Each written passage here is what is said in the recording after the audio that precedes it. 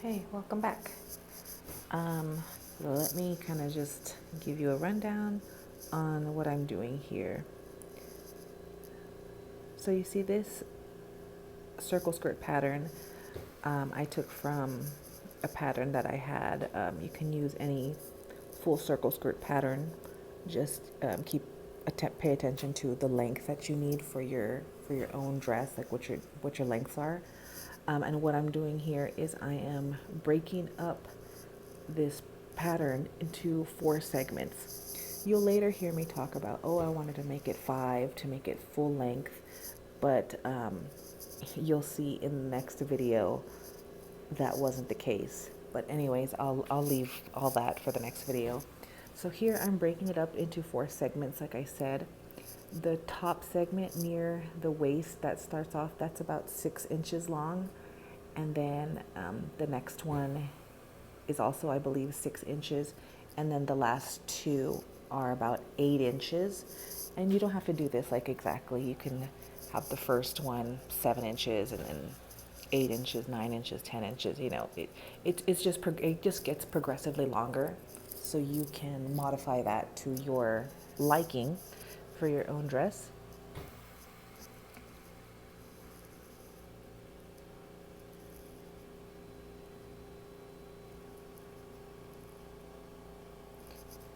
And just in case you're wondering, yes, that is a CRT TV in my kitchen.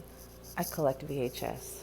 I watch old movies in my kitchen, except in this case, I'm turning a lot to the left because I'm watching a podcast on my refrigerator because I have one of those refrigerators with the built in screen on it. So now here I'm just cutting it up. I did not add the seam allowance. I didn't have time for that. I know usually I kind of always advocate, like when you do a paper pattern, you cut it out, do it again on another sheet of paper and add the seam allowance in. But since I'm just making this for myself, like I know what I'm doing. I know what it needs. So I just wrote a note on it and you'll see it right now. I show it to the camera to add a 1/2 inch seam allowance.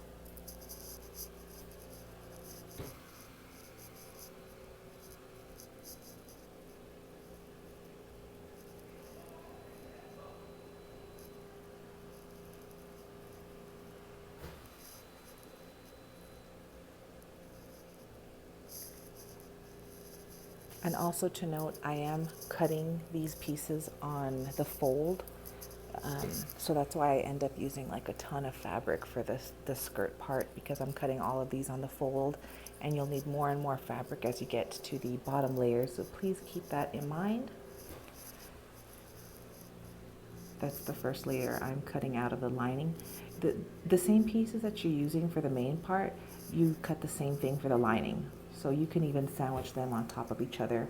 I just didn't because my dining room table isn't as big as I'd like. So I was just doing things one by one. And then here I'm just sewing them together using a 1/2 inch seam allowance stitch.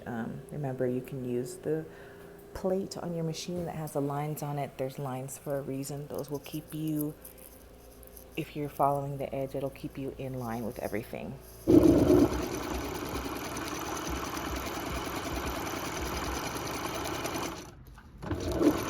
So right now I only have 2 out of the 5. Now I know you saw in the pattern that I marked it up to 4, but I ran out of paper, as you can see. So I'm just gonna use the 4th one, and I'm just gonna add the necessary length to make it fit as the 5th. But also that fifth tier that's gonna be way at the bottom, that does have a split on one side of the dress that kind of like drags, sort of like a, I guess you could call it like little tails, little trains on the side, really weird. But so I'll modify the 5th tier so that way I'm not adding extensions when I want that part to like drag. Like everything will be, except for like what's considered like the front and then the 2 backside pieces, like everything in the front is continuous, right? I don't have like a center seam right now in the front of the skirt. So this is just two tiers. I can't speak. Um, so just like a rundown. I originally bought 2 yards. So I've been able to get this far with just 2 yards. Um, I'm assuming right now that I'm going to need an additional, I'll say 6 yards to finish this dress. Why 6 yards? Um, I'm doing the pattern cut on the fold, and as I get lower on the lower tiers, I'm going to need a massive piece to have it cut on the fold, and then the two back single pieces. Plus, remember, I'm saying on the fifth tier, it's going to be modified so that way it runs a lot longer. So that way I have my two little splits on the side that drag. Then I still have the giant bow that's going to go here, as well as, and I talked about this in, I think, my first video. Don't mind this, I just have it pinned so you guys can see. But remember, there's these two long train pieces that hang off the sides of like the back closure. So that's why I think it's going to take about 6 more yards to finish this dress. I had let me talk about this, because I like to recycle I recycle everything. So I had trimmed somebody's crinoline like a long time ago, and I kept this long piece. So I kind of wanted to see if I could just get just like a starting fluff point, but actually cutting this as like a circle skirt with this Yaya Han brocade. It's actually like there's no tool or horsehair braid here. That's just the fabric itself holding this shape, because of, I guess, the type of fabric and the cut of the dress is. Um, Also, modification. And I was looking over the dress videos again just before I had started this, and I don't think, and this happens on this side of the dress, which is the opposite of this opening. So let me just kind of rotate this. There's a huge split, but it starts on the third, between the second tier and the third tier, where it's just like it's not sewn here, so it has like there's a massive bulge where you can see through the dress. And if you see my back on my montage videos that I put aside, you can see the model's whole thigh, possibly even like the front of like her underwear if she turns in certain spots. And I was thinking, you know what, I won't be comfortable with that. So what I'm going to do is I'll still put a slit, but it's going to be not as long, because if I have a really long slit, like let's say if I skip sewing from here to over here, and and I just finish the lining kind of the way I did with the front, I'm going to have a huge bulge where you can peek, a huge window where you can peek into like my nether region, which I'm not cool with. And I was just kind of realizing that as I was reviewing the video to make the bottom part of it. So I'm just going to have like a small window, maybe from like here to here. I want to say that's about 8 inches, because I think that the bigger one is like, it's huge. Like it's a huge gap between where it was sewn, with the next tier. So that's what I'm going to do. And I just want to also modify that, because that's not exactly true to the dress, but it's custom. You do it the way you want. I'm modifying this dress to my own, conservative, modest styling options, choices. So that's that. This was actually done quite quick. I'm sorry, the rest of this video is just going to be me talking about this dress, but I did this in about an hour and a half, which includes like making the pattern, cutting these pieces out, cutting the lining out. The lining, I'm not 100% yet if I'm going to do, because it just depends on when I do my cuts and my splits and everything. I think how I'm going to approach this initially is I already cut out the lining for the first two tiers. I'm going to insert it the way you would normally do it to have a nice clean finish. But I think towards the bottom tiers, I'm going to start combining the lining to the main piece so it's all one piece, and then sewing it, and then probably just like running it with a serger and just pressing it down flat or butterflying it open. I'll probably end up doing the butterflying, but because I just feel like once I get to the slit, doing the lining that way will just make it a lot easier. So I'm at this point, I'm trying to just cut corners a little bit. Would I have done it this way? No. If I had had more time, which I never do for my personal projects, I would, like I said, I would have done the internal cup. I would have done the corset things, which at this point is probably going to be out of the question. But I keep saying different things every time I post one of these videos because I just want to get the main dress done and then worry about that corset part, you know what I mean? But anyways, so I also have this. I made this last time when we left off in the last video. It's straightforward. It's just a really long rectangle piece. Lined it. I closed off the ends. And I know from the photos, the sleeve starts like practically in the center, or it is the center of this. So what I'm gonna do is I'm gonna put this right here. Like right now, all this that I'm doing, it's just like staging, so you can see. I'm gonna take a picture for Instagram right now. I just want to see like where am I? You know what I mean? Where am I on this crazy ass dress? And then I still gotta make throughout the week like the lace up corset pieces, like the little loops and everything. I always make like a long strip and then put the loops on it. I don't put the loops directly on the dress. I always make like a hard long strip of fabric that's been folded over a couple times, and then I put the little loops on top.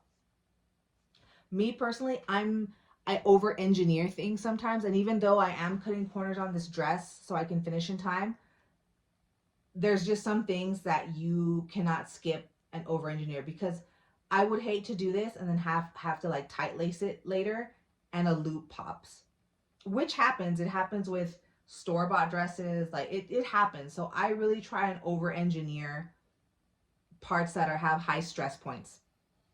That's just how I handle things. So here we go. So there's this.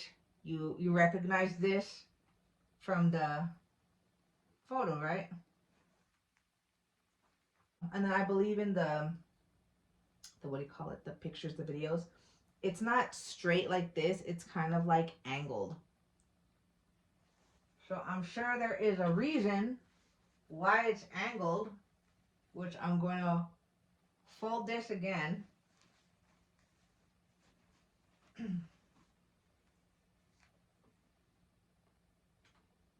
pin it in here. I hate this mannequin because these mannequins you can only pin sideways. You can't like stab it through the body. So that's my complaint.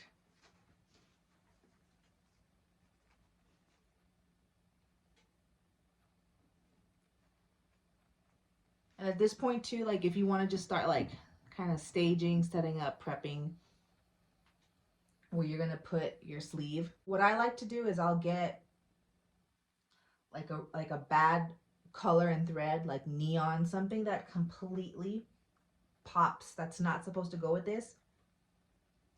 And I'll start like hand basting just like around it to make like the the placement lines, and I'll do that. Because a lot of times I find the chalks like on these, you know, even though this is like a cheapy Yayahan compared to like the actual nice high-end fabrics, I find that my chalks stain fabrics like this. The chalks kind of damage it, like, because it's a lot of friction on this. So it's just better to do the hand basting with a contrasting color that really stands out.